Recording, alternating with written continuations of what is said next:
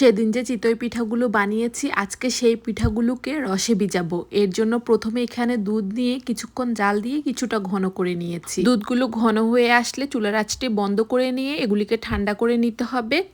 এবার দিয়ে দিচ্ছি 3 টেবিল চামচ গুঁড়া দুধ, 1 ক্যান ইভাপোরেটেড মিল্ক বা ঘন দুধ, এর সাথে হাফ কাপের থেকে বেশি কোরানো নারিকেল আর গুড়গুলো নিয়ে আমি একটু পানি দিয়ে জাল করে নিয়েছি। তারপর এই গরম গুড়টাকে ছাঁকনি দিয়ে ছেঁকে কুসুম গরম এই দুধের মধ্যে দিয়ে দিতে হবে, তাহলে আর কখনোই ছানা কেটে যাবে না। অনেকেই বলে গরম দুধের মধ্যে যদি খেজুরের গুড় দেওয়া হয় অনেক সময় ছানা কেটে যায়। যদি এই নিয়ম ফলো করে বানান তাহলে কখনোই ছানা কেটে যাবে না।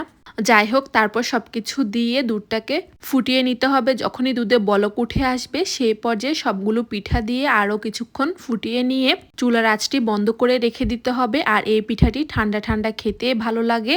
দেখে হয়তো বুঝতে পারছেন কালারটা দেখতে যতটা সুন্দর হয়েছে, খেতে এর থেকে আরও বেশি মজার হয়েছে।